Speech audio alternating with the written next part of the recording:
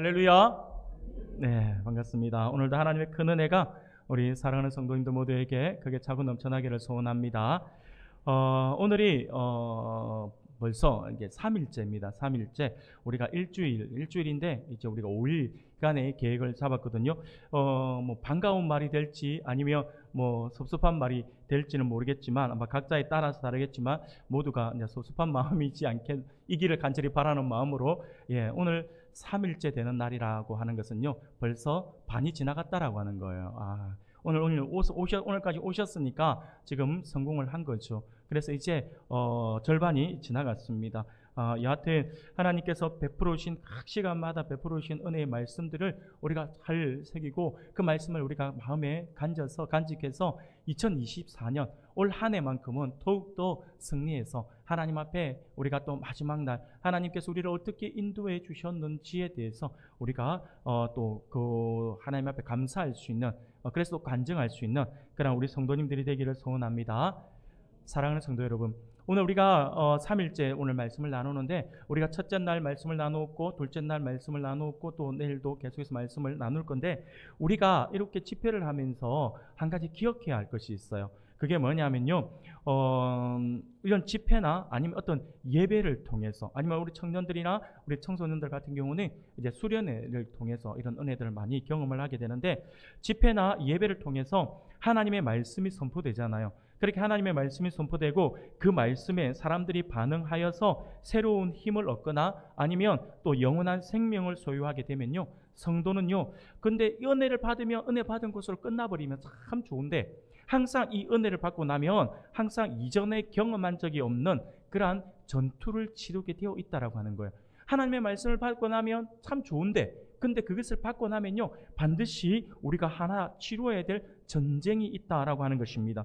그거는요, 이유는 그들이 말씀이 없어서 영적으로 죽어 있는 영적인 시체들의 세상에서 이제 하나님의 생명의 말씀으로 인해 그 영혼이 살아났기 때문에, 영적으로 산자가 되었기 때문에 당연히 마주치게 되는 그러한 싸움 아니면 어떤 시비라고 할 수가 있습니다.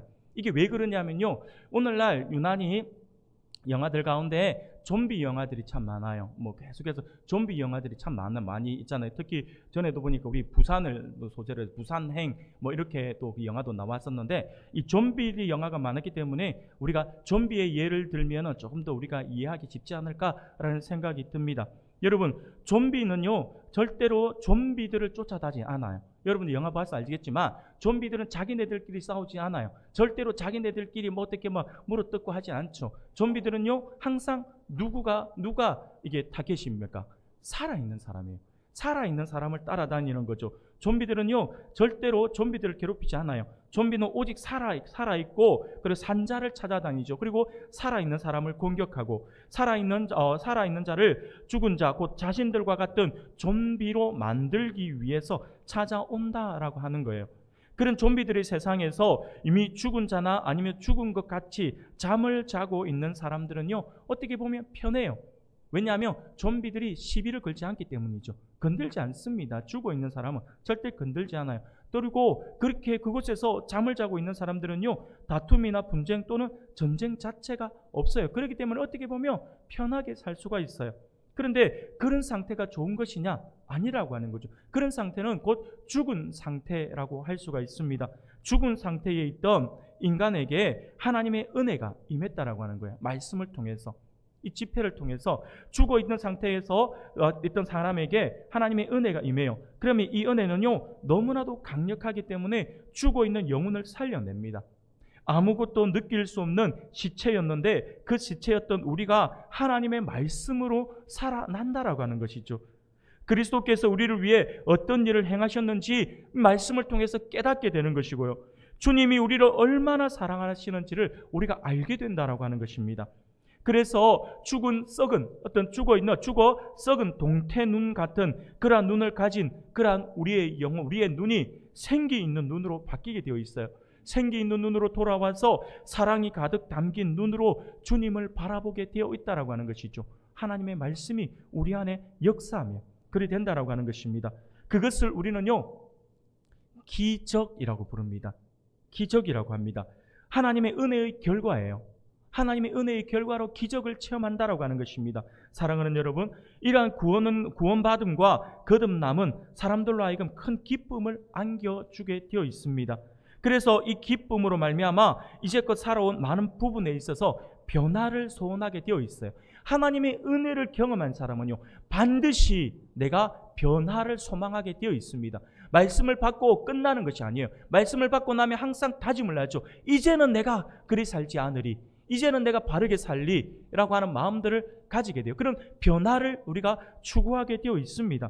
왜냐하면요, 살아있는 사람은 더 이상 이전에 죽은 자처럼 살 수 없기 때문이다라고 하는 거예요.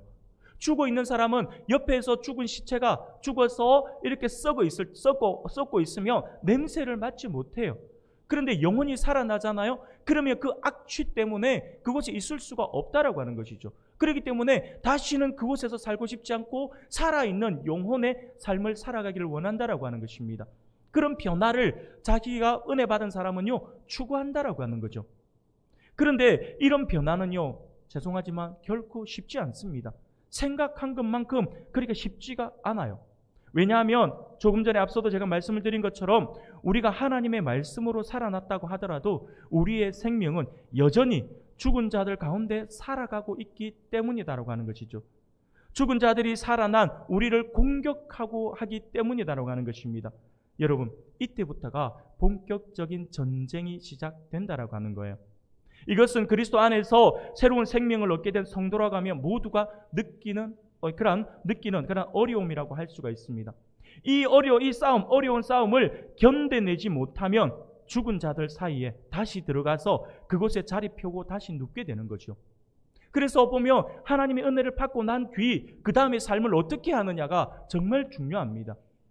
여전히 변화의 삶을 살아가지 못하고 여전히 과거의 삶을 그대로 답습한다면 그 사람은 여전히 죽은 자들 가운데서 자리 펴고 눕는 거죠. 그런데 그렇게 죽은 자들 사이에 다시 눕게 되면 그 상태가 좋은 것 같지만 이전보다 더 악한 상태, 더 심각한 상태에 빠지게 됩니다. 그 후 어떻게 되냐면요, 성도들의 영혼의 상태는요, 그 이전보다 더 심각한 그런 무감각 상태가 되어버리는 거예요. 그러면서 다시 자는 그런 특징, 다시 그곳에서 영혼이 자게 되는 그런 모습을 가지는데, 그러면서 이 안에 그런 사람들 안에 나타나는 현상이 있어요. 그게 뭐냐면 신앙적 냉소라고 하는 거죠. 신앙적 냉소가 나타나게 되어 있습니다. 이게 무슨 말이냐면 그렇게 앉아가지고 있으면서 자기 혼자만 이제 무너져 있는 게 아니에요. 옆에 있는 누군가가 신앙적으로 다시 회복하고 말씀의 은혜를 경험하려고 보면 그 사람은 옆에서 신앙적 냉소의 마음을 가지고 그 사람들에게 한 마디씩 던지는 거예요. 은혜 받은 사람들에게. 내가 예전에 다 해봤다. 나도 그 경험을 해봤다. 네가 처음이라서 뭐 그런가 본데 뜨거운 것 같은데 아이고 좀 지나봐라. 이게 나타난다라고 하는 거죠. 바로 신앙적인 냉소의 모습이 나타납니다. 그런데 그렇게 해도 안 되더라라고 말을 던지는 거죠. 신앙적 냉소주의자가 된 그들은요, 철저하게 대충 살아가려고 합니다. 그런데 문제는 뭐냐면 그렇게 대충 살아가는데 믿음 생활을 안 하는 게 아니다라고 하는 거예요. 믿음 생활은 하고 있어요. 그러나 절대 열심히 전심으로 하는 경우가 없다라고 하는 것입니다. 왜냐하면요, 해봤다라고 생각하기 때문이고요. 아니면 네가 지금 먹고 살기 바쁜데 뭐 하냐라고 하는 사탄의 속삭임에 동조하기 때문이죠. 이러한 모습을 우리는요, 사망의 잠이라고 표현을 합니다. 죽은 것은 아니에요. 죽은 것은 아니고 분명 살아있기는 한데 살아있는 자가 맺게 되는 열매가 전혀 없어요. 그렇게 열매가 전혀 없이 냉소적 신앙 아니면 무감각한 신앙, 그런 신앙을 가진 상태의 사람을 바로 우리가 사망의 잠을 자고 있다라고 표현을 한다라고 하는 것이죠.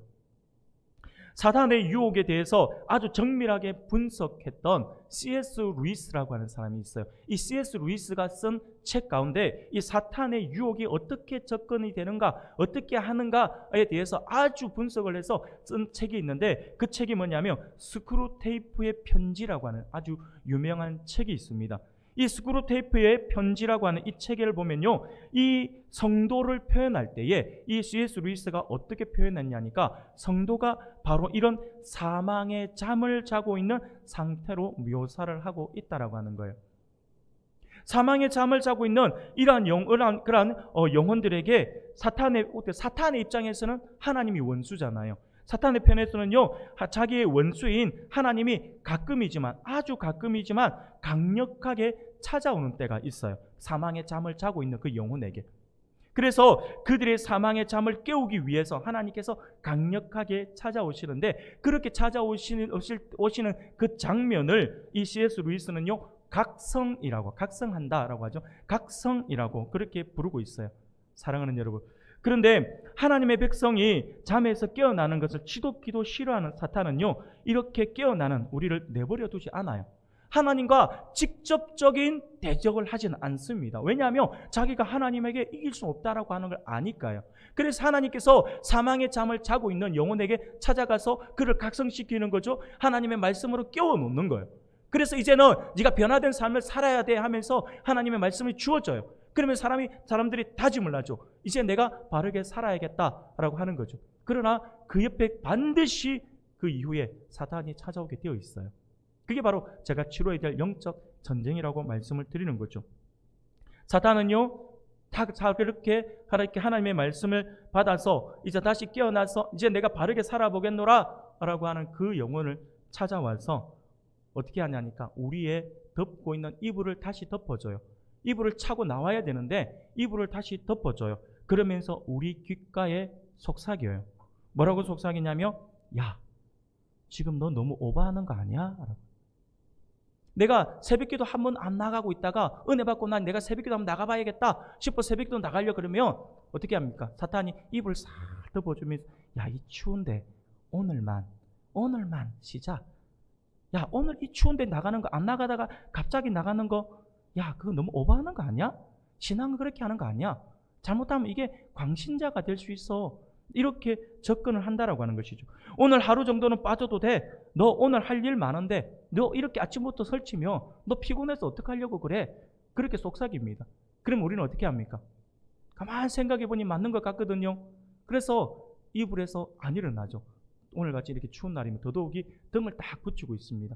사랑하는 여러분, 막 잠에서 깨어나려고 마음먹었는데 사탄이 다가와서 우리에게 그런 말을 하고 있으면요, 우리는 여지없이 무너져 버리는 거예요. 그 결심이, 그렇게 먹었던 그 마음이 무너진다라고 하는 거예요.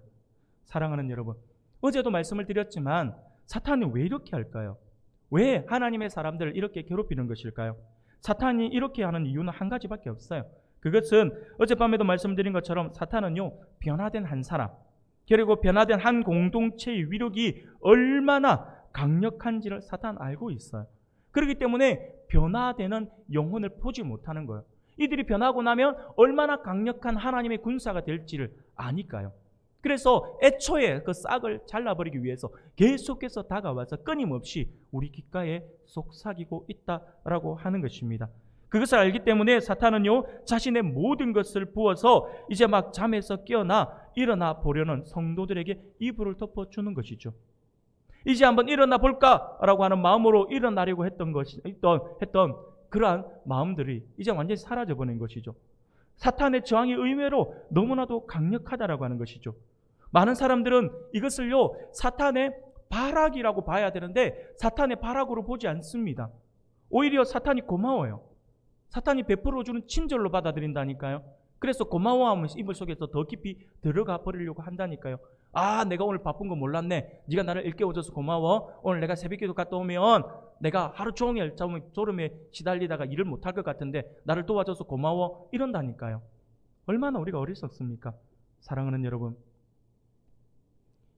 다시 전쟁 없는 조용한 삶인 영혼의 잠을 선택해버리는 것이 우리의 연약함이다라고 하는 것입니다.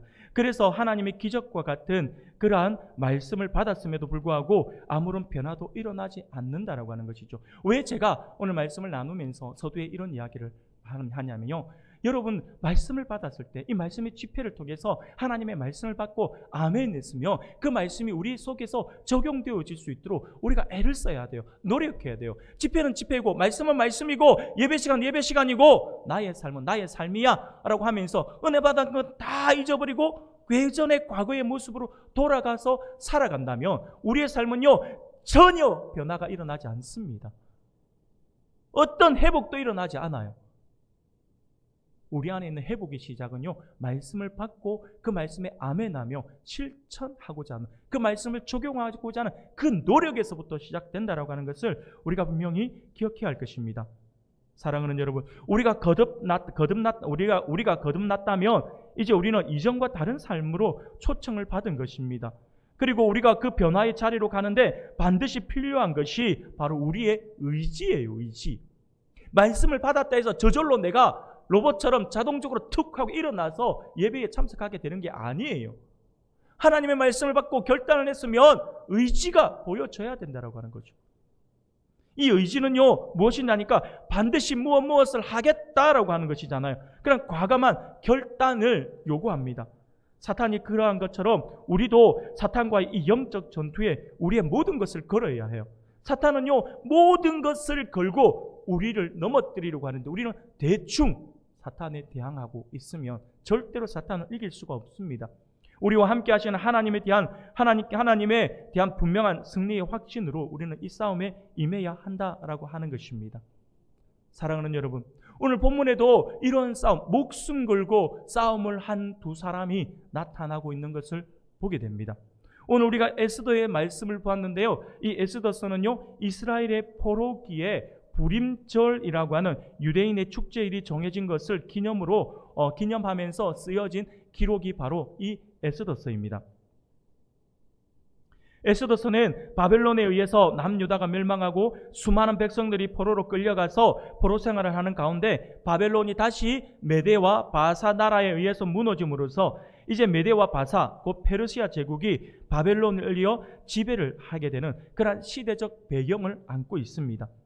오늘 우리가 4장 말씀을 우리가 함께 읽었는데 1장과 2장의 말씀에는요 메대와 바사의 아하수에로 왕이 왕후였던 와스디가 이 아하수에로가 왕후였던 와스디가 자기 신이라 불렀음에도 불구하고 나오지 않음으로 인해서 폐위시키고 새로운 왕으로 포로 신분에 있었던 유다 여인인 에스더를 왕후로 세우는 장면이 기록되어 있습니다. 3장에서는요 하만이 등장하죠. 하만이라는 사람이 나오는데 이 하만은요 메데 바사 나라의 가장 높은 신하였어요. 그런데 에스더를 키운 모르드게와의 사이가 아주 심각한 갈등이 생겼다라고 하는 것을 보여주고 있는 것이 이 3장의 말씀이에요. 그 과정에서 하만은 모르드게가 자신들의 숙적인 이스라엘 족속이다라고 하는 것을 알게 돼요. 그러면서 모르드게는 하만은 모르드게를 포함해서 이스라엘 백성 전체를 몰살시키려고 하는 그러한 계획을 세우게 됩니다. 우리가 4장을 읽었지만 3장 앞부분의 말씀을 잠시 한번 보겠습니다. 3장 6절 말씀이에요. 3장 6절 우리가 같은 목소리로 같이 읽겠습니다. 시작. 그들이 모르드게의 민족을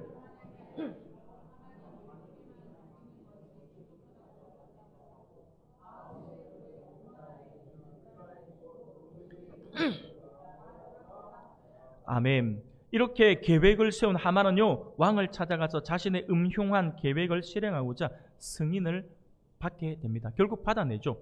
3장 8절 말씀을 보니 하만이 아하수에로 왕에게 아뢰되 한 민족이 왕의 나라 각 지방 백성 중에 흩어져 거하는데 그 법률이 만민의 것과 달라서 왕의 법률을 지키지 아니하오니 용납하는 것이 왕에게 무익하니이다 라고 말씀을 해요. 그리고 9절에서 왕이 옳게 여기시거든 조서를 내려 그들을 진멸하소서. 내가 은 1만 달란트를 왕의 일을 맡은 자의 손에 맡겨 왕의 금고에 드리리다 라고 이렇게 제안을 합니다. 이 제안을 받고 3장 10절 11절에서 이렇게 말씀을 해요. 우리가 같이 한번 읽어보겠습니다. 시작. 왕이 반지를 손에서 빼어 유다인의 대적 곧 아각 사람 함무다다의 아들 하만에게 주며 이르되 그 은을 내게 주고 그 백성도 그리하노니 너의 소견에 좋을 대로 행하라 하더라. 아멘. 사랑하는 여러분, 결국 이 하만의 계획이 성공하는 거죠. 하만의 계획은 성공해서 왕으로부터 유다인 학살과 관련된 승인장을 받게 되고 12월 13일에 이스라엘을 몰살시키라라고 하는 조서를 받게 됩니다. 만약 이 계획이 실행된다라고 한다면 메대와 바사 안의 모든 유다인들은요 완전히 사라질 위기에 빠진 것이죠. 이러한 위기 속에서 오늘 4장의 말씀, 우리가 읽은 본문의 말씀이 이제 등장하는 것입니다. 사랑하는 여러분, 당시의 자료를 우리가 한번 찾아보면요, 당시에 이 페르시아 제국, 이 메데바사 나라가 페르시아 제국이거든요. 이 페르시아 제국 내에 있었던 유다인들의 숫자가 어느 정도였냐니까 당시의 문헌을 보면요, 약 70만 명 정도가 되었다라고 합니다. 어마어마한 숫자죠. 어마어마한 숫자가 지금 이 페르시아 제국 안에 뭉쳐 있는 것도 아니라 그 엄청난 제국 안에 흩어져 있어요. 그렇게 제국 안에 지금 살아가고 있어요. 어떻게 보면요, 고대 사회에서는요, 이 인구수는요, 그 국가의 하나의 절대의 어떤 국가의 국력이라고 할 수 있어요. 숫자가 많은, 국민이 많으면 그 나라는 부강한 나라였습니다. 고대에는요, 고대 사회에서는 무기가 단순했잖아요. 그렇기 때문에 숫자가 많으면 많을수록 좋았다라고 하는 것이죠. 그러면 아하수에로는요, 자그마치 70만 명에 이르는 유다인들을 다 죽이려고 하는 이 말도 안 되는 일을 승인한 이유는 뭘까요? 이유. 물론 성경에는요, 안타깝게도 그러한 내용에 대해서 나오고 있지 않습니다. 물론 돈에 대한 욕심은 맞아요. 돈에 대한 욕심은 맞는데 구체적으로 그 부분에 대해서 이야기를 하지 않아요. 그러면 왜 아하수에로는 이 돈에 대한 욕심을 부렸을까라고 하는 거죠. 제국 내에 있는 모든, 그때는 절대 왕권을 가지고 있었기 때문에 제국 내에 있는 모든 것은 자기가 임의로 마음대로 할 수 있음에도 불구하고 이 돈에 대한 욕심을 낸 이유가 무엇일까라고 하는 거죠. 우리가 성경에는 그 부분에 나와 있지 않지만 우리가 세계사 속을 한번 찾아보면요, 우리가 조금 비슷하게 어느 정도 알 수 있을 듯 합니다. 세계사의 내용과 같이 연결이 되는 거예요. 이 보면요, 세계사 속에 보면 이 아하수에로의 모습, 이 아하수에로 왕을 찾아보면 세계사 속에서 왕의 이름이 아하수에로라고 나와 있지 않아요. 성경에서 나와 있는 이름이고, 세계사 여러분 공부를 해보면 세계사 안에서 나오는 이 메데 페르시아 왕의 이름, 바로 아하수에로라고 불려지는 이 왕의 이름은 뭐냐면 크세르크스스라고 하는 왕이에요. 이 크세르크스스라고 하는 왕인데, 이 크세르크스스 아마 우리 청년들은 보았는지 모르겠는데 좀 제법 오래된 영화예요. 오래된 영화인데 영화 300이라고 하는 영화가 한번 나온 적 있죠. 300에서 그 좀 찌질한 왕이 나오는데 그 왕이 바로 이 아하수에로 왕인 거죠. 크세르크스스예요. 바로 그가. 그래서 이 크세스는요, 아버지인 다리오 왕 1세에 의해서 페르시아를 물려받았어요. 그런데 그때 당시에는요, 항상 이런 엄청난 제국이잖아요. 엄청난 제국을 물려받을 때는 항상 그 다음 왕이 무엇을 해야 되냐면, 내가 부왕으로부터 이 제국을 이어받아서 이 제국을 다스릴 왕의 제목이 되는가 안 되는가에 대한 부분에 대해서 증명을 하려고 했습니다. 그래서 내 힘이 이렇게 강력해서 아버지가 세우는 이 나라를 내가 이어받을 수 있는 사람이 되는 거야. 그렇게 하면서 자기가 무엇인가를 업적을 남기려고 한다라고 하는 거죠. 바로 이 아하수에로도 그렇게 하려고 했어요. 그래서 그가 어떻게 자기 힘을 과시하려고 했냐면, 아버지 부왕이었던 다리오 왕이 하지 못했던 그리스를 정복하려고 했던 거죠. 아버지가 하지 못했던 건 내가 이루어내면 내가 충분히 아버지보다 더 인정을 받게 될 것이야 라고 생각을 해서 그리스 정복에 나서게 됩니다. 그래서 약 4년간 전쟁 준비를 하고 자기 병사뿐만 아니라 용병까지, 이웃 나라에 있는 용병까지 돈으로 주고 사는 거예요. 주고 사가지고 그렇게 이게 군사를 모아서 약 100만 명 정도의 군사를 모아서 그리스로 공격해 들어갑니다. 그런데 전쟁에서요, 대패를 당합니다. 대패를 당하고 대부분의 군사를 잃어버리고 아주 초라한 모습으로 복귀를 하게 되는 거죠. 자신의 통치 능력을 증명하고 싶어서 전쟁을 일으켰지만 결국 실패를 하고 돌아온 아하수에로에게 남은 것이 무엇이겠습니까? 국민의 모든 이 백성들의 비난이죠. 군사를 잃어버렸으니까 가족을 잃은 거잖아요. 그러니까 이 백성들의 원성을 막 비난을 받게 될 것이고, 무엇보다 이 전쟁을 치르기 위해서 어마어마한 빚을 내어서 용병까지 샀기 때문에 그에게 남은 것이라고는요, 천문학적인 빚이 남아 있는 거죠. 그 빚을 지금 갚아야 하는 것입니다. 이 어마어마한 빚 때문에 이미 왕으로서 이런 엄청난 큰 패배를 당했으면요, 왕으로서의 그 위엄조차 땅에 떨어지는 거잖아요. 왕권은 이미 악화되었고요, 자칫 잘못하면 자신의 왕조가 무너져서 왕권이 날아갈 수 있는 그런 위기 속에 있었다라고 하는 것이죠. 이러한 재정적인 어려움으로 인해서 권력을 유지하는 것조차 어려웠던 상황이 바로 이 아하수에로 왕의 상황이었던 것이죠. 그런데 하만이 찾아와서 은 1만 달란트를 주겠다라고 하는 거예요. 은 1만 달란트가 여러분 어느 정도인지 여러분 가늠이 안 오시죠? 은 1만 달란트가 한번 계산을 해보면요, 그때 당시로 보면 은 1달란트가 34kg 정도 되는 무게입니다. 그때는 무게로 다 계산을 했잖아요. 그래서 1달란트가 34kg면요, 1만 달란트는 당연히 계산해보면 아시겠죠? 340톤입니다. 여러분, 은 340톤 그래도 솔직히 확 와닿지 않아요. 그게 어느 정도인지 와닿지 않죠? 그래서 제가 생각을 해봤어요. 은 340톤이 어느 정도일까라고 생각을 해봤어요. 여러분, 이렇게 한번 생각해 봅시다. 여러분, 길에 가다가 만나는 포터 있죠? 저 트럭. 1톤짜리 트럭이잖아요. 1톤 트럭은 1톤을 실을 수 있는, 무게를 실을 수 있는 차잖아요. 자, 그러면 그 1톤 트럭, 1톤 트럭의 트럭 340대가 은 1톤씩을 싣고 지금 우리 교회 앞으로 쫙 서 있다 생각해 보세요.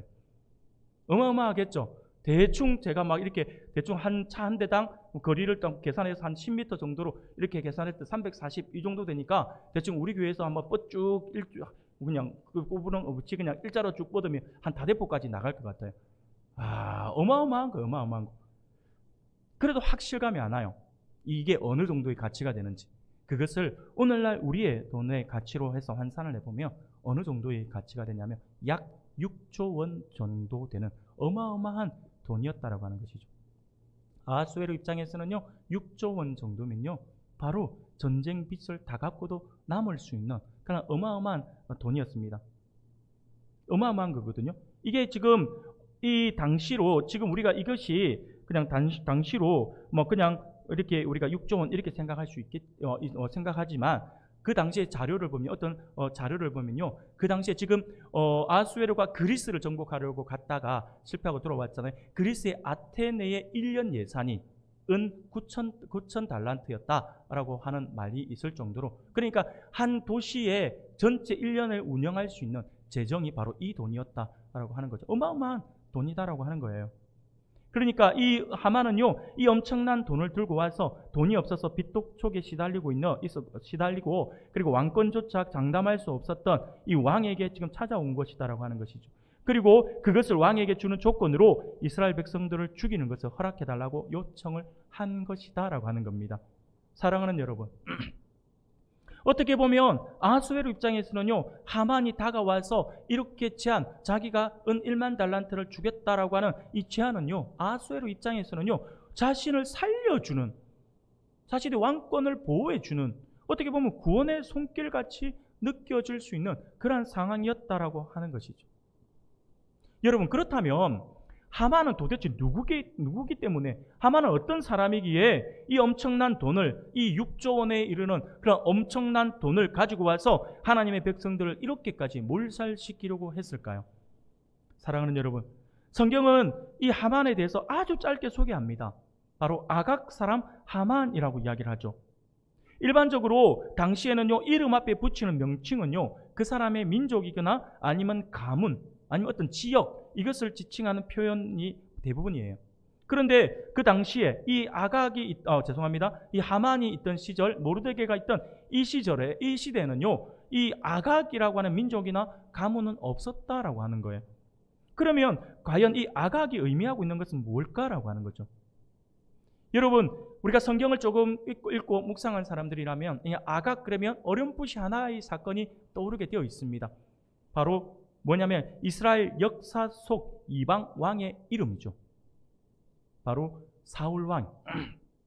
사울왕이 결정적으로 하나님께 불순종해서 왕으로 버림을 받게 된 그 전쟁, 바로 아말렉과의 전쟁이었죠. 아말렉과의 전쟁에서 하나님께서 모두 다 죽이라고 했을 때에 이 사울이 누군가를 한 명 살려오잖아요. 바로 왕을 살려옵니다. 그 왕의 이름이 뭔지 혹시 기억하십니까? 바로 아각이었다라고 하는 거예요. 바로 이 아각이 바로 그 아말렉의 왕이었습니다. 아말렉이라는 민족의 통치자에게 붙이는 이름이 바로 이 아각이었어요. 예를 들면 애굽의 바로 왕, 아니면 가나안 민족의 아비멜렉, 이런 왕의 전체 통틀어서 부를 때에 부르는 호칭이 바로 이 아말렉 왕을 부르는 호칭이 아각이었다라고 하는 것입니다.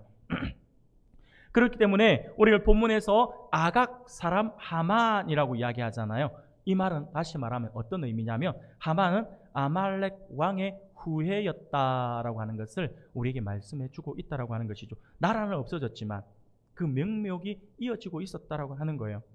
사랑하는 여러분, 우리는 여기서 그러면 아말렉이 어떤 민족인지도 또한 우리는 알아야 합니다.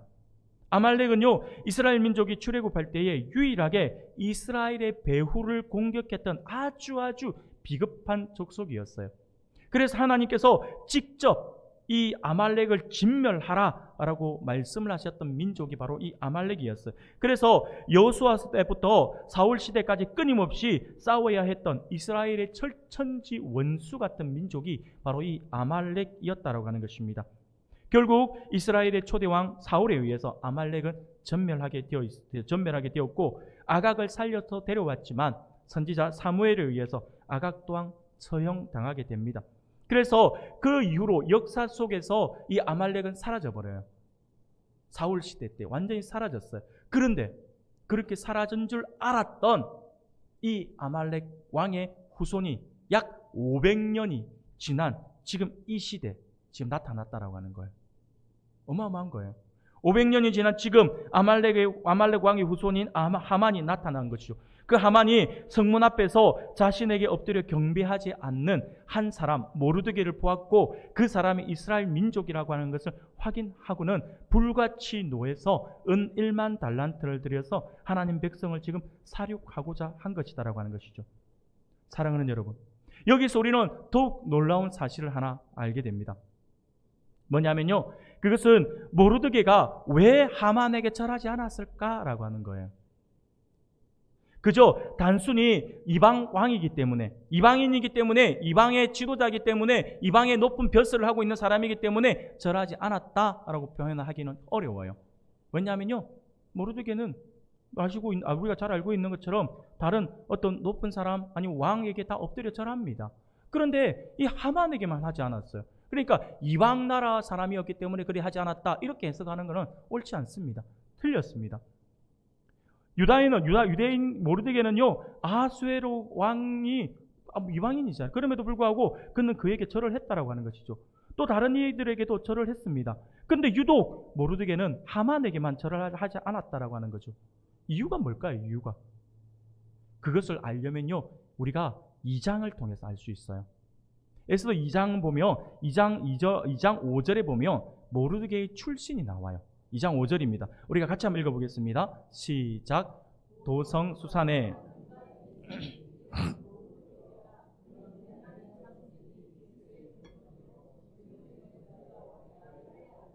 아멘. 사랑하는 여러분, 지금 모르드게가 어느 지파 사람인지 아시겠습니까? 베냐민 지파예요. 베냐민 지파. 쉽게 말씀을 드리면 바로 사울 왕의 후손이었다라고 하는 거예요. 그러니까 지금 아말렉이 누구에 의해서 전멸당했습니까? 베냐민 지파 사울에 의해서 전멸당한 거죠.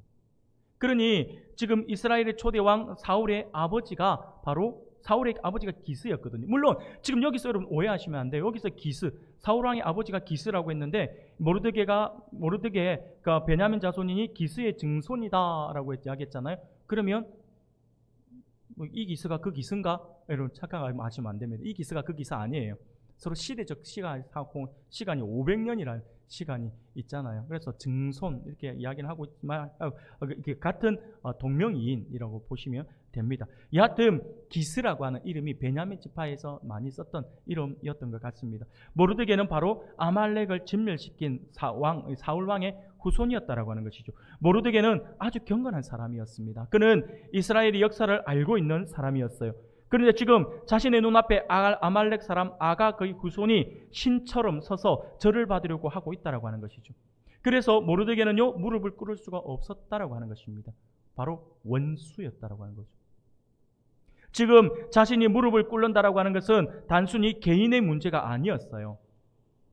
하나님의 백성과 하나님의 원수된 백성과의 문제였다라고 하는 것이죠. 아말렉은요 하나님께서 직접 진멸하라고 했던, 하나님께서 정말 싫어했던 민족이 아말렉이었거든요. 그렇기 때문에 지금 단순히 내가 그냥 높은 벼슬을 가지고 있는 하만에게 절을 한다, 이게 어떤 개인적인 문제가 아니라 이 모르드게 입장에서는요 하나님의 백성이 하나님이 그토록 싫어해서 진멸하라고 했던 아말렉의 그 후손에게 절을 하는 것은 옳지 않다라고 받아들였다라고 하는 거죠. 사랑하는 여러분, 모르드게는요 그래서 그 앞에 무릎을 꿇을 수 없었던 것입니다. 자신이 무릎을 꿇는다라고 하는 것은요 단순한 개인의 문제가 아니었던 것이죠. 하나님의 백성과 하나님의 원수된 백성과의 문제였기 때문입니다. 하나님의 백성이 하나님과 원수된 마귀의 세력에게 절을 하느냐 마느냐에 대한 문제였다라고 하는 것이죠. 사랑하는 여러분, 이것은 하만과 모르드게 개인의 문제가 아닙니다. 이것은요 어떻게 보면 영적인 전쟁이었던 것이죠. 에덴 동산에서부터 내려온 그러한 사탄과의 영적 싸움이었다라고 하는 것입니다. 조상 대대로 해온 그러한 영적 전쟁이었다라고 하는 것이죠.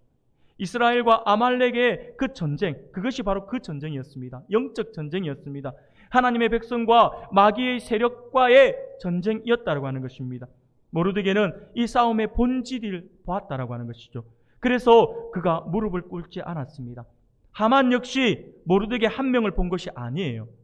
그래서 여러분들이 하만이 유독 유다인 전체를 죽이려고 했던 것도 바로 이 문제였던 것이죠.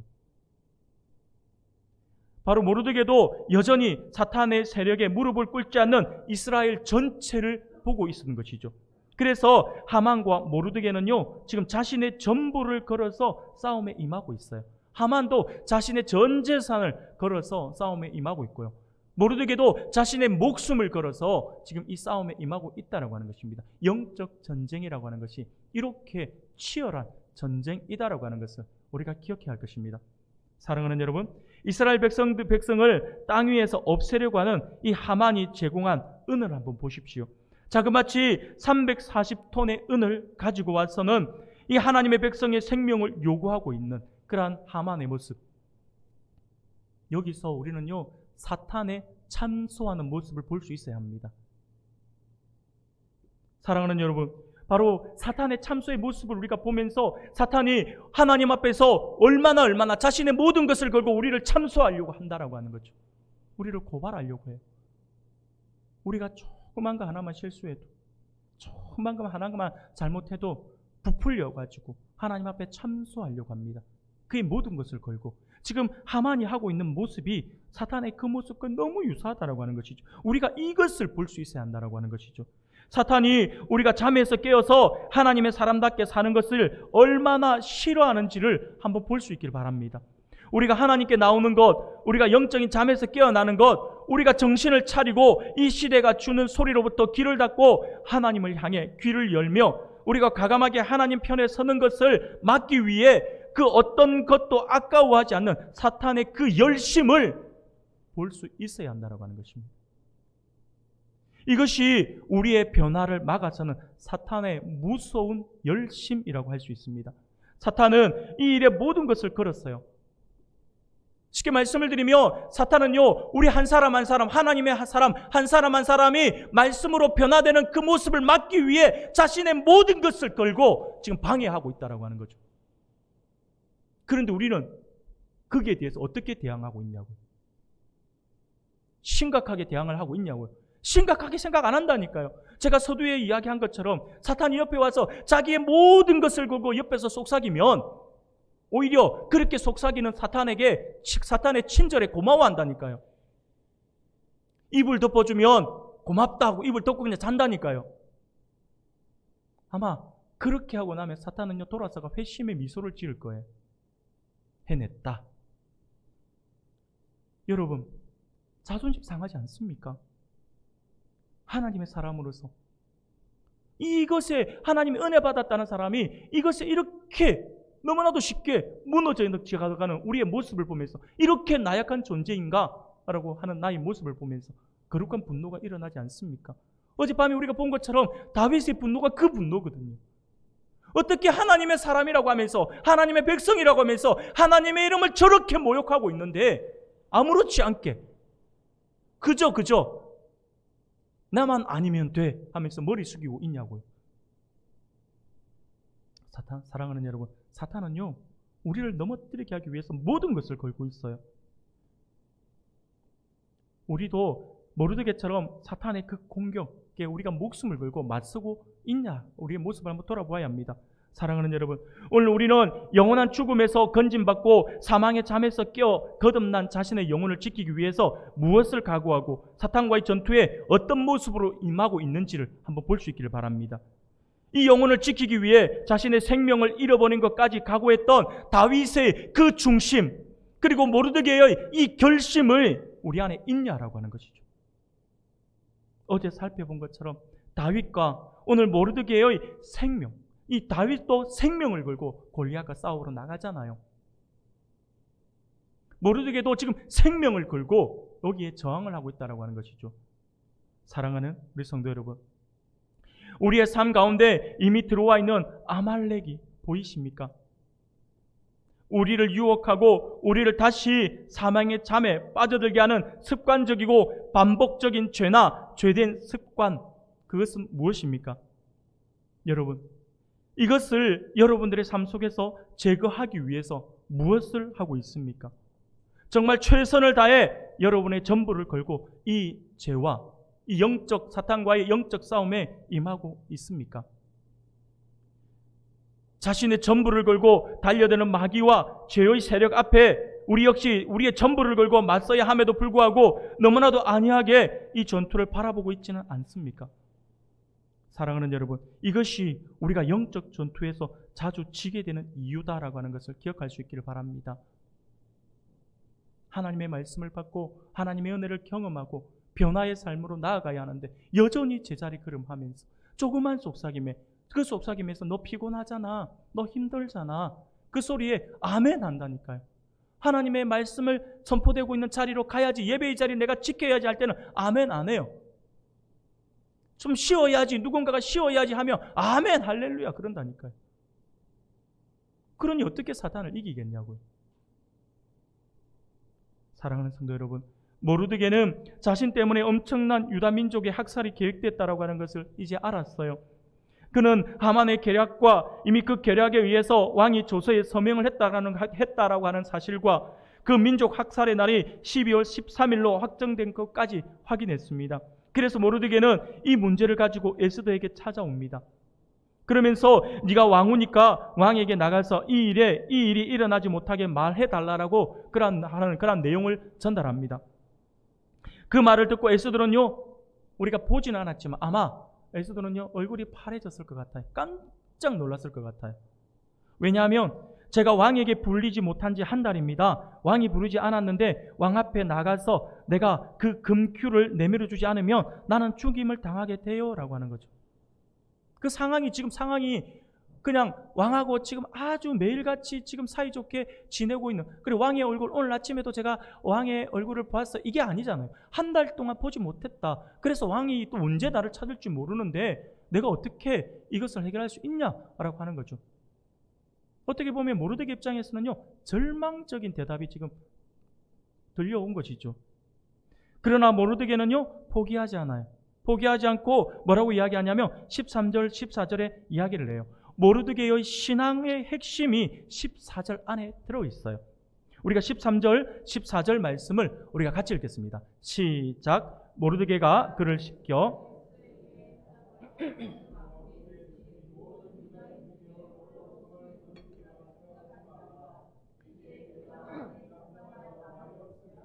유다인은 다른 데로 말미암아 노임과 구원을 얻으려니와 너와 내 아버지 집은 멸망하리라. 네가 왕후의 자리를 얻은 것이 이때를 위함이 아닌지 누가 알겠느냐 하니. 사랑하는 여러분, 모르드게가 지금 이 14절, 이 13절과 14절 말씀에서 모르드게가 주장하는 것은요, 두 가지예요. 두 가지. 이 두 가지를 주장하는데, 하나는요, 네가 말하지 않아도 유다인은 다른 방법으로 하만으로부터 살육당하지 않고 구원받을 것이다 라고 이야기를 해요. 그리고 또 다른 하나는요, 네가 왕후의 자리에 있게 된 것이 이때를 위한 것이 아니겠는가 라고 지금 이야기를 하고 있습니다. 사랑하는 여러분, 이 두 가지의 이 사실은요, 신앙생활을 하고 있는 오늘 우리들에게 있어서 정말 중요한 부분이에요. 바로 영적 전투의 수칙과 같아요. 반드시 이길 것이다라고 하는 것. 그리고 내가 이 자리에 있는 것은 이때를 위함이다라고 하는 것. 이때를 위함이다. 이 말은 다른 말로 하면 하나님께서 지금 나를 원하신다. 나를 쓰기를 원하신다라고 하는 거예요. 사랑하는 여러분, 모르드게가 지금 다시 한 번 더 제가 첫 번째, 두 번째로 나누어서 모르드게가 했던 이 주장했던 것을 말씀을 드렸는데, 우리가 조금 더 구체적으로 한번 살펴보면요, 첫 번째로 모르드게가 확신을 가지고 이야기하잖아요. 모르드게의 확신은 에스더가 어떤 모습을 보이든지 간에 유다인은 몰살당하지 않는다라고 하는 거죠. 하나님에 대한 확신을 가지고 있었어요. 반드시 노임을 받고 구원을 받게 된다라고 하는 확고한 믿음이 있었습니다. 조금 전까지만 하더라도 그가 모든 유다인이 다 죽임을 당하게 되고 그 날짜가 12월 13일이다 라고 하는 것을 알고 난 뒤 모르드게가 어떻게 했습니까?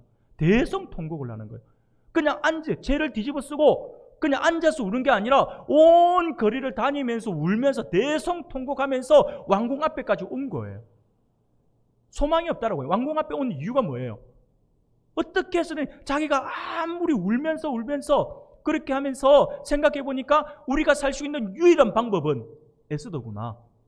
에스더를 통해서 이것을 지금 처리할 수 있는 그런 방법밖에 없다라고 생각을 해서 왕궁 앞에까지 온 것이죠. 그렇게 대성통곡을 하던 그 모르드게가 너무나도 순식간에 지금 이 말을 하고 있잖아요. 이 좀 앞뒤가 안 맞는 것 같은 모습을 보인다라고 하는 거죠. 사랑하는 여러분, 이 모르드게에게는요, 자기 백성을 지키시는 하나님에 대한 신뢰가 있었어요. 그가 대성통곡을 하면서 하나님 앞에 기도하는 거죠. 기도하면서 깨달아진 게 하나가 있어요. 그게 뭐냐면 하나님에 대한 신뢰였어요. 바로 이스라엘이 지금 바벨론의 포로로 잡히고 메데바사 나라의 포로로 잡혀 있는 것은 어떤 이유냐라고 하는 거죠. 하나님의 징계였다라고 하는 거죠. 그러니까 모르드게가요, 하나님의 징계다라고 하는 것을 깨달음과 동시에 순간 아차 싶었던 거죠. 그게 뭐냐면 하나님의 징계의 목적이 뭐냐라고 하는 것이 깨달아지는 거죠. 이게 하나님의 징계다라고 하는 것이 깨달아진과 동시에 징계의 목적이 깨달아지는 거예요. 사랑하는 여러분, 징계의 목적이 뭔가요? 징계의 목적이 죽이기 위함입니까? 완전히 막 싹을 잘라버리는 겁니까? 우리가 이렇게 생각해 봅시다. 부모님이 자녀들이 잘못할 때 자녀들을 징계하잖아요. 혼을 내잖아요.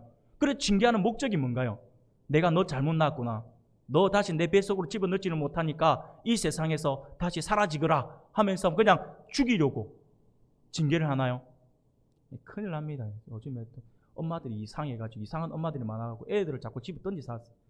얼마 전에도 보니까 아파트에 집에 던졌다 해서 제가 좀 이해가 안 돼요. 입에서 막 욕이 나오려더라고요. 왜 이런지 모르겠는데, 여러분, 징계의 목적은요, 죽이는 것이 아니에요. 우리가 흔히 그러잖아요. 부모님들이 아이들을 혼을 낼 때 이거 언제 사람 될래? 한마디로 말해서 징계의 목적은요, 사람 되게 하기 위한 거죠. 바르게 돌이키게 하기 위한 거예요. 다시 말하면 하나님께서 하나님의 백성을 징계하신다라고 하는 말씀은 이 고통을 통하여 하나님의 백성으로 회복시켜 주시기 위함이다라고 하는 거죠. 그러니 이 징계의 목적을 깨달았던 모르드게 입장에서는요, 아멘, 할렐루야가 나올 수밖에 없는 거죠. 하나님께서 우리를 살려주신다. 우리는 반드시 하나님이 살려주시기 때문에 이 유다인들 70만 명에 이르는 유다인들이 죽지 않는다라고 하는 것을 확신했다라고 하는 거죠. 왜? 지금 우리가 당하는 고통은요, 하나님의 징계이기 때문에 하나님은 우리를 회복시켜 주실 것이라고 하는 믿음을 가지고 있었다라고 하는 것이죠. 바로 그것 때문에 모르드게가 이 180도 달라진 모습을 보이고 있는 것입니다. 이스라엘은 절대 이 땅에서 몰살당하지 않을 것이다라고 하는 것이죠.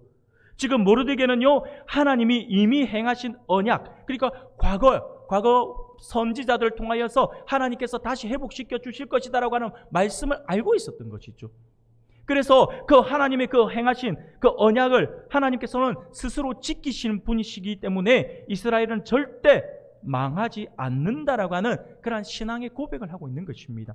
이것은요, 모르드게는 이것을 하나님의 언약, 모르드게 이 모습을 우리는 하나님의 언약의 성실하신 하나님, 언약의 성실의 근거로 해서 지금 이 고백을 하고 있다라고 하는 것이죠. 하나님의 약속은 반드시 이루어진다라고 하는 그 사실을 모르드게가 알고 있었다라고 하는 것이죠. 그리고 모르드게가 했던 두 가지의 이야기가 하나님의 확신을 가졌다며, 두 번째는 지금 에스더에게 네가 왕후의 자리에 있는 것이 이때를 위함이 아니냐라고 하잖아요. 그러면서 모르드게는요, 이 두 번째 했던 말, 모르드게가 외쳤던 이 말도 우리가 귀를 기울여야 돼요. 아주 중요한 부분이에요. 모르드게는 하나님의 언약의 성실성을 믿는다라고 해서 인간이 하나님의 행하시기를 기다리고만 있으면 안 된다라고 하는 것을 알았던 것이죠. 감을 하나님께서 우리에게 주셨는데 그 감이 떨어질 때까지, 언젠가는 내가 저 감 먹을 거야, 그러면서 그 감이 떨어질 때까지 그 밑에서 누워서 입 벌리고 있으면 안 된다라고 하는 거죠. 언약의 성실하신 하나님을 믿고 있지만 거기에 걸맞게 하나님은 하나님의 모든 약속은 사람을 통해서 이루어 가기를 원하신다라고 하는 것을 바로 이 모르드게가 깨달은 것이죠. 그래서 인간 편에도 해야 할 일이 있다라고 하는 것을 알게 된 것입니다. 그러면서 지금 모르드게가 이거 에스더에게 이야기를 하고 있는 것입니다. 하나님께서 에스더, 너를 이때에 페르시아 왕후의 자리에 세워놓으셨다면 혹시 그것이 이 하만의 살육 계획을 막기 위해서가 아닐지 한번 생각해 보라라고 하는 거죠. 모르드게는 자신이 가지고 있는 이성으로 상황에 대한 해결책을 찾았고, 그 많은 해결책 중에 자신이 영향을 미칠 수 있는 영역에 들어가서 하나님의 백성을 보호하시는 일에 동참할 것을 에스더에게 지금 요구하고 있다고 하는 거예요. 하나님은 뭐 어떻게 해서든지 간에 이스라엘을 구원하실 것이다. 그런데 네가 그 자리에, 그곳에 지금 있는 것은 이 구원의 사역에 너를 쓰시려고 하는 게 아닐까라고 하는 거죠. 너는 네가 할 수 있고 해야 할 일을 해야 할 것이다 라고 지금 이야기하고 있는 것입니다. 사랑하는 여러분, 그렇습니다. 하나님은 반드시 이스라엘을 구원해 주실 것입니다. 그러나 우리 하나님은 그 위대한 하나님의 구원 사역에 우리 같은 하나님의 백성들, 하나님의 자녀들이 뛰어들어 참여하기를 원하신다라고 하는 거죠. 하나님의 역사는요, 반드시 사람을 통해서 이루어 주십니다. 어떤 사람이 내가 돈이 없어요, 너무 힘들어요, 먹을 게 없어요, 그래서 하나님 제가 배가 고파요, 먹을 것 좀 주세요, 기도해요. 그러면 기도하고 나면 눈 딱 뜨면 하늘에서 빵이 막 뚝 떨어질까요? 아니죠. 누군가가 감동을 받은 사람이 빵이라든지 먹을 걸 가지고 와서 다가와서 준다면 하나님의 응답이잖아요. 바로 누구를 통해? 사람을 통해서. 하나님께서 지금 그러면 그렇게 쓰임받은 사람은 뭔가요? 하나님의 도구죠. 하나님의 복을 받는 거예요. 하나님께서 그 영혼을 살리기 위해서 하나님께서 베푸신 그 은혜에 지금 이 사람이 동참을 한 거잖아요. 하나님의 사역에 동참한 거예요. 그러니 하늘의 복을 받지 않을 수가 없다라고 하는 것입니다. 지금 모르드게는요, 정확하게 그것을 알았던 것이죠. 지금 마치 죽음의 사지로 자신이 딸과 같이 키웠던 에스더를 지금 몰아넣고 있는 것처럼 보이지만 사실은 하나님의 일하심 그 가운데로 자신뿐만 아니라 사랑하는 에스더를 그 일에 동참하게 하고자 지금 에스더를 밀어넣고 있다라고 하는 거예요. 사랑하는 여러분, 우리는 장차 될 일에 관해서 우리는 몰라요. 내일 무슨 일이 벌어질지, 앞으로 10년 뒤에 무슨 일이 있을지 몰라요. 우리 10년 후에 우리의 모습이 어떻게 바뀌어 있을지, 20년 후에는 우리의 모습이 어떻게 되어 있을지를 누군가가 묻는다라고 한다면 모른다라고 이야기하는 게 맞아요. 그게 정답입니다. 그러나 여러분, 한 가지 사실은 알고 있어요. 뭐냐면 우리가 짧은 시간 10년, 20년 뒤에는 우리가 뭘 하고 있을고, 우리가 어떤 일을 하고 있을 것이며 우리의 모습이 어떻게 변해 있는지를 물어본다면 우리는 모른다가 정답이지만 알 수가 없어요. 그런데 100년 뒤의 일은 알 수 있어요. 지금 이거는 저의 예언도 아닙니다. 100년 뒤에 우리는요 승리했을 겁니다. 100년 뒤에 우리는 영광을 누리고 있을 것이다라고 하는 것이죠. 우리는 모두 죄의 짐에서 노임을 받게 될 것이고 구원의 완성을 이루었을 것입니다. 이유가 무엇일까요? 우리를 향한 하나님의 언약적 성실성을 붙들고 있기 때문에 그것을 지금 제가 여러분들에게 주장할 수 있는 것입니다. 우리는 다 영광 가운데 면류관을 받을 것입니다. 하나님의 말씀에 영원토록 왕노릇할 사람은 어린 양 예수를 따르는 사람이라고 했잖아요. 우리가 다 예수를 바르게 믿고 있다면 천국 가는 것은 기정사실입니다. 그래서 제가 100년 뒤, 넉넉하게 100년 뒤까지 살아계실 분이, 요즘에 의학이 워낙에 발달되어 100년 뒤까지 살아계실 분이 살아계시면 감사하겠습니다. 저는 100년 뒤까지 없을 것 같아요. 믿음이 없어서 그런지 모르지만 100년 뒤에는요 아마 여기 계신 모든 분들이 승리의 영광의 면류관을 얻어서 하나님과 함께 영원토록 왕노릇하고 있을 것입니다. 그러니 세상 속에서 우리는요 어떤 위협에도 두려워하지 말아야 합니다. 왜냐하면 우리는 승리자들이거든요. 우리는 반드시 승리하게 될 것이니 마지막에 웃게 될 것이다 라고 하는 것이죠. 사랑하는 여러분, 하나님의 거대한 계획은요 항상 흘러갑니다. 그분은 반드시 이기신다라고 하는 거죠. 그러나 하나님의 그 거대한 계획은요 오늘 우리를 통하여 성취하기를 원하신다라고 하는 것이죠. 하나님은 오늘 우리들의 기도와 헌신을 요구하십니다. 그러므로 하나님의 일에 하나님께서 우리에게 직분을 맡겨주시고 어떤 일을 맡겨주시는 것은요 하나님께서 우리에게 하나의 기회를 주고 있는 것이다라고 보시면 되는 거죠. 냉정하게 놓고 우리가 없어도 한 사람 한 사람을 보면서 이분이 없으면 교회가 무너질 것 같은데 라고 생각을 했지만 하나님의 교회는요 하나님이 안 계실 때 무너지지 사람이 없다고 무너지는 거 아니에요. 사랑하는 여러분, 하나님께서 우리에게 기도와 헌신을 요구하시는 것은 우리에게 더 큰 은혜와 더 큰 복을 주기 위해서 기회를 주고 있는 거예요. 2005년에 청룡영화제라고 하는 아주 큰 영화인들이 하는 행사가 있어요. 이 시상식이 있는데 이 청룡영화제에 배우 황정민 씨가 있죠. 여러분 황정민 씨 아시죠? 요즘에 서울에 보면서 이야 이렇게 하시는 그 배우. 이 황정민 씨가 수상 소감을 합니다. 근데 이게 레전드 수상 소감이 되어서 아직까지도 굉장히 많은 사람들에게 회자되는 그런 소감이었어요. 황정민 씨가 뭐라고 말을 했냐면 이렇게 이야기를 했어요. 나에게도 이런 좋은 상이 오는군요. 항상 마음속에 생각하고 겉으로 표현하지 못했는데 하나님께 제일 먼저 감사드립니다 라고 시작을 해요. 그러면서 그가 그 다음에 뭐라고 이야기하냐면 아주 유명한 이야기죠. 60여 명의 스태프들이 차려놓은 밥상에 나는 그저 숟가락 하나 얹어서 맛있게 먹기만 했는데 나만 스포트라이트를 받아서 죄송합니다 라고 말을 해요. 여러분 이게 무슨 말일까요?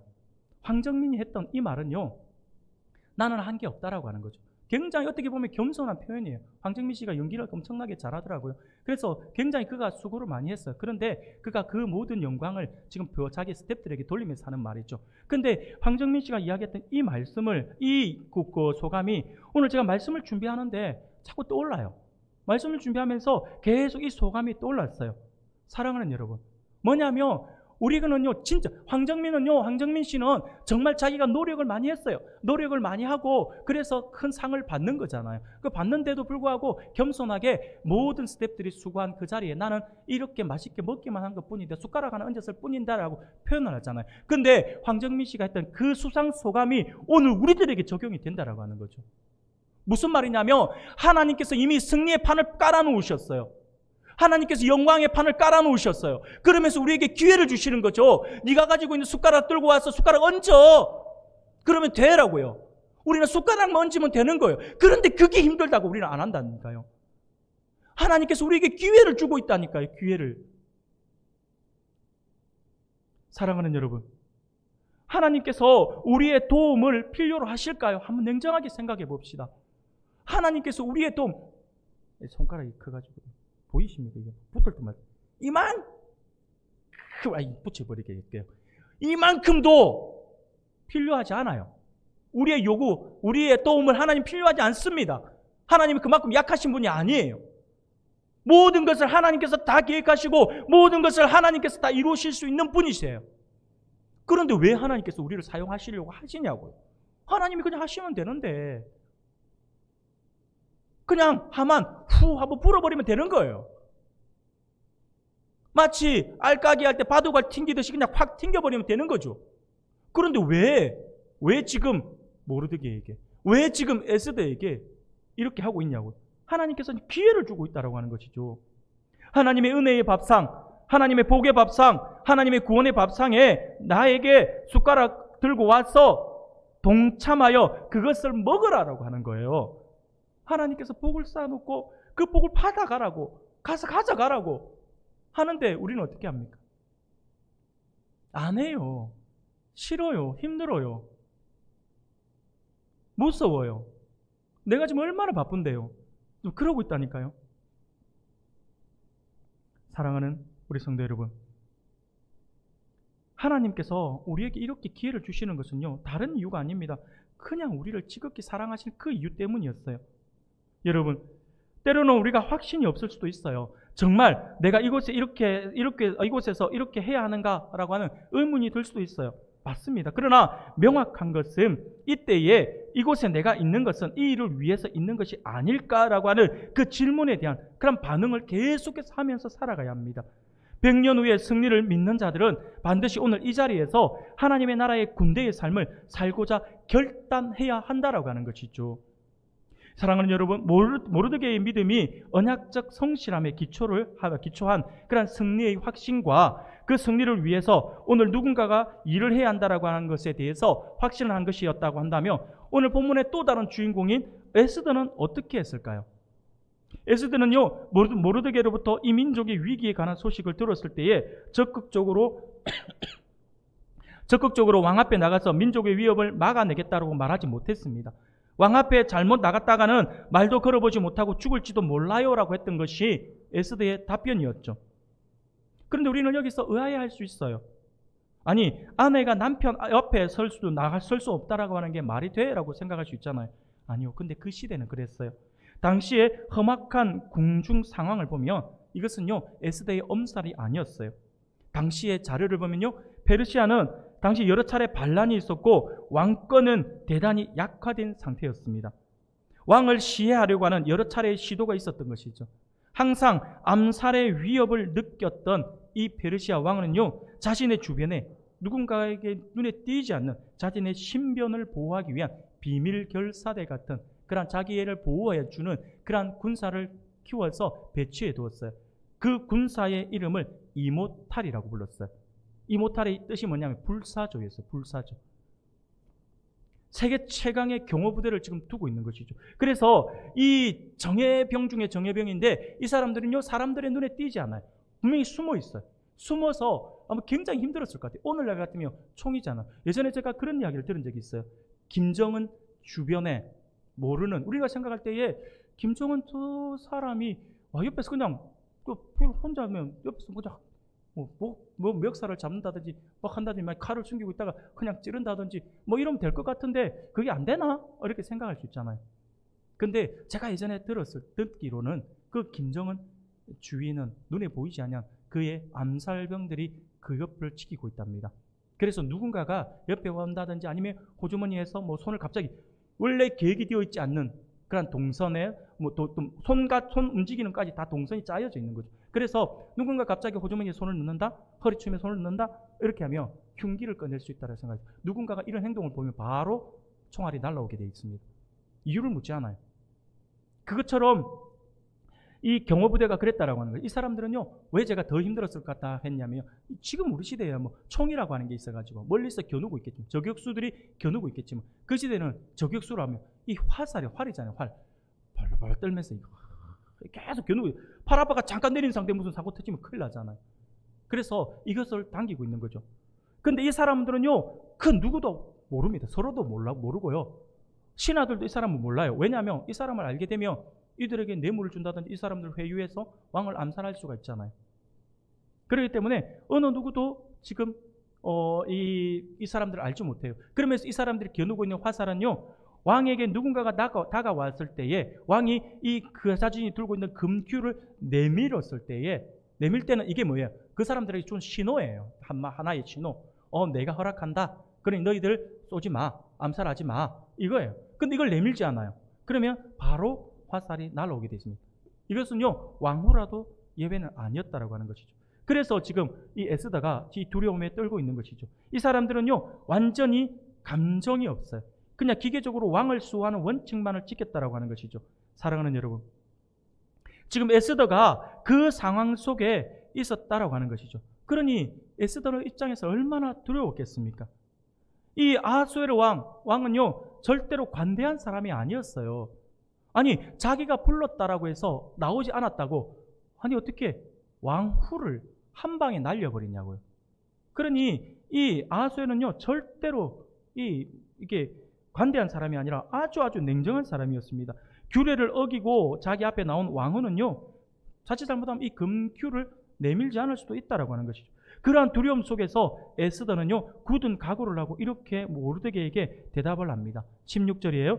당신은 가서 수산에 있는 유다인을 다 모으고 나를 위하여 금식하되 밤낮 3일을 먹지도 말고 마시지도 마소서. 나도 나와 나의 시녀와 더불어 이렇게 금식한 후에 규례를 어기고 왕에게 나아가리니 죽으면 죽으리다 라고 고백을 합니다. 에스더는요, 모르드게가 자신에게 말한 사명에 대해서 반응을 하죠.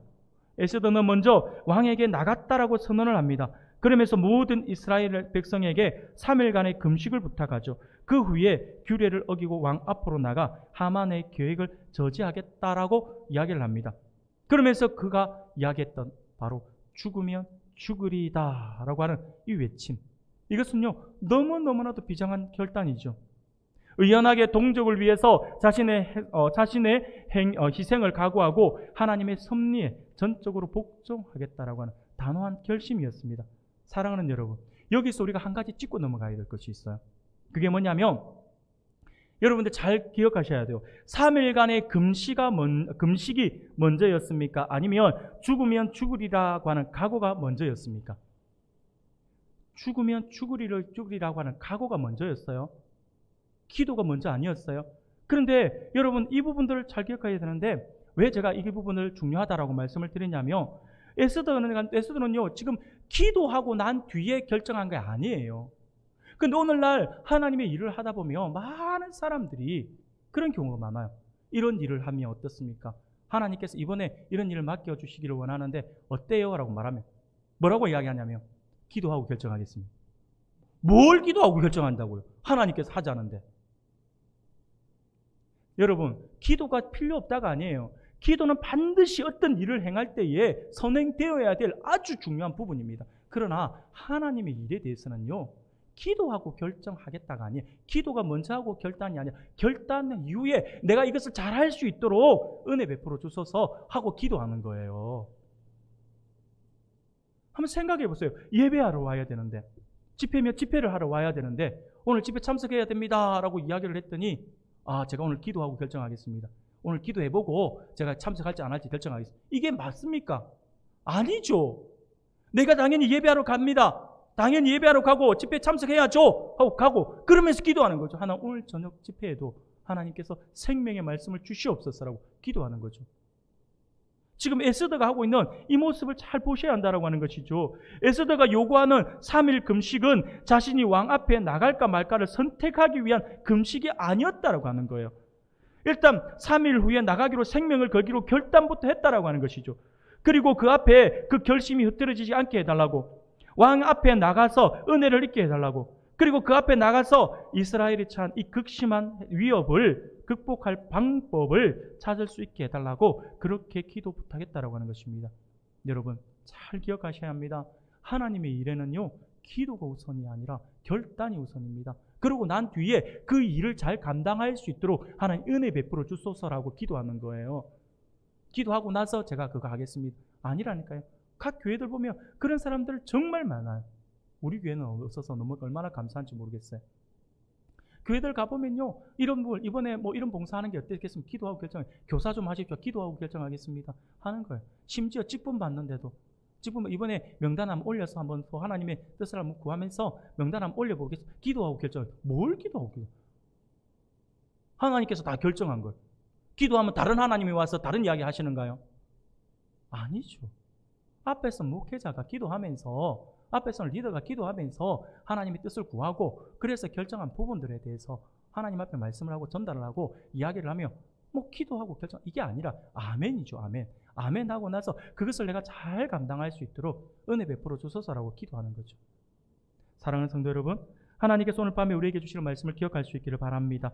사탄은요, 분명 우리의 깨어난 영과 신앙 양심을 다시 잠재우려 할 것입니다. 하나님의 말씀을 받고 깨달은 그 이후부터 우리가 어떤 결단을 하게 되면, 어떤 마음을 먹게 되면, 변화의 마음을 먹게 되면 사탄은요, 반드시 우리를 다시 그 마음 먹지 못하게 우리의 영혼을 재우려고 할 것입니다. 그는 자신이 가지고 있는 모든 것으로 우리를 회유하여서 이제 막 깨어난 우리들에게 다시 잠을 자도 된다라고 분명히 속삭일 거예요. 그는 분명 자신이 할 수 있는 최선의 노력으로 전력을 다해 우리에게 싸움을 걸어올 것입니다. 그러므로 우리 역시 이 일에 전력을 다해 싸워야 합니다. 대충 이것도 하고 저것도 하면서 사탄의 거대한 공격에는 결코 승리할 수가 없어요. 오늘 에스더처럼 죽으면 죽으리라고 하는 그러한 각오를 붙들어야 한다고 하는 것이죠. 그래야 끊임없이 이어지는 사탄의 공격과 죄의 유혹을 이겨낼 수가 있습니다. 사랑하는 여러분, 죽으면 죽으리라고 하는 결단이 먼저 있었습니다. 그것을 우리가 기억할 수 있기를 바랍니다. 그래서 오늘 우리가 결단을 할 수 있길 바랍니다. 하나님 은혜 안에서 우리가 회복되어야 될 그러한 것은요, 회복되어야 될 영역은 오늘 말씀을 통해서 우리는 결단의 영역입니다. 하나님 앞에서 내가 어떻게 살아갈 것인지, 내가 어떻게 어떤 것을 선택하며 살아갈 것인지를 우리가 결단을 해야 한다라고 하는 것입니다.